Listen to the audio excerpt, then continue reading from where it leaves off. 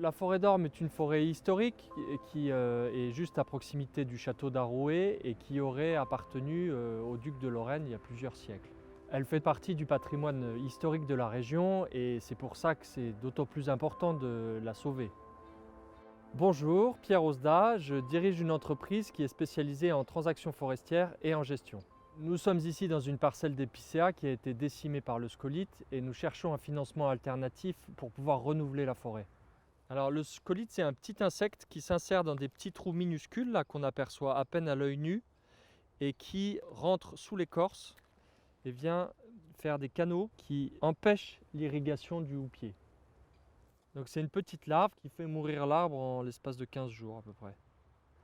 Et donc les stress hydriques qu'on a subis les dernières années a rendu les peuplements faibles et donc le scolyte a profité de cette faiblesse pour décimer des centaines et des milliers d'hectares. Évidemment, un arbre qui est sec comme ça n'a plus de valeur économique. Donc aujourd'hui, on vend ça à 50 centimes du mètre cube quand on vendait les bois verts 50 € du mètre cube. Et donc le fait d'exploiter les bois ne permet pas de réinvestir pour renouveler le peuplement.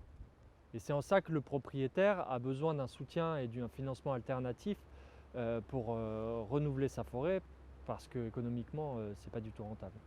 Pour résoudre l'impasse sylvicole, nous avons choisi d'opter pour le label bas carbone et donc nous avons labellisé cette parcelle afin de pouvoir la reboiser. Alors comme vous pouvez le constater, tous les épicéas sont morts et donc l'idée là c'est de reconstituer le peuplement en faisant un reboisement avec du douglas, du mélèze et du hêtre.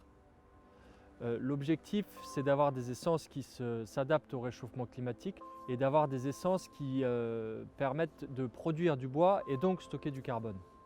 Au-delà du reboisement qui aura lieu dans cette forêt, l'objectif est d'impliquer le propriétaire dans un engagement de gestion durable sur le long terme et non pas juste pour la parcelle qui va être reboisée mais pour l'intégralité du massif.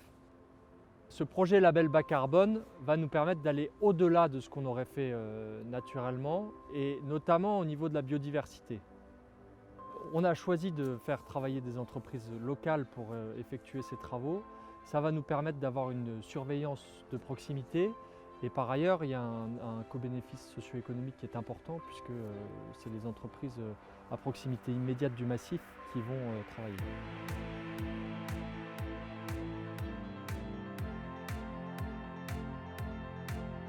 Bonjour, je m'appelle Philippe Osda, je suis propriétaire en Lorraine de la forêt que vous voyez derrière moi. Je suis tombé dans la foresterie quand j'avais l'âge de 10-12 ans et depuis que je suis à la retraite, j'y consacre toutes mes journées. Depuis quelques années, le dérèglement climatique complique la gestion de la forêt. Alors il se manifeste par des attaques de parasites qui sont plus exterminés par les hivers froids qu'on avait avant. Donc la politique qu'on a suivie depuis une trentaine d'années maintenant, c'est de mélanger les essences et les âges et les diamètres des arbres de façon à avoir plusieurs étages dans la forêt.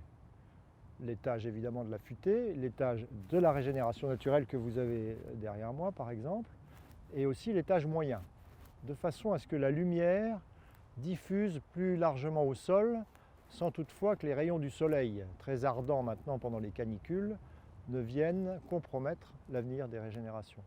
La régénération naturelle a besoin évidemment de techniques pour pouvoir l'entretenir. La première chose essentielle, c'est de faire des cloisonnements de façon à pénétrer dans les parcelles et à les quadriller. Et ces cloisonnements doivent être entretenus tous les ans de façon à ce qu'on puisse en permanence pénétrer dans les régénérations naturelles.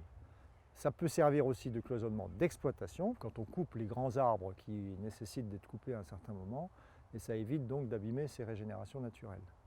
La régénération naturelle de cette forêt, comme vous avez pu le voir, c'est essentiellement du chêne et du charme. Et le problème dans ces forêts fertiles, c'est que le charme pousse très vite et donc empêche la lumière aux petits chênes présents. Du coup, on est obligé d'intervenir de façon régulière pour éviter que le charme n'étouffe les petits chênes. Et c'est un travail de tous les instants pour faire survivre les chênes qui sont dans les charmes. C'est indispensable, sinon il ne reste plus qu'un taillis de charme. La régénération naturelle, comme son nom l'indique, est naturelle. Aucun produit chimique n'intervient dans la genèse des jeunes plants. En tant que propriétaire, on est évidemment prêt à accueillir du public qui viennent découvrir l'écosystème compliqué de la forêt, ça sera même avec un grand plaisir. Si vous souhaitez participer au renouvellement d'une forêt emblématique de Lorraine, contactez-nous.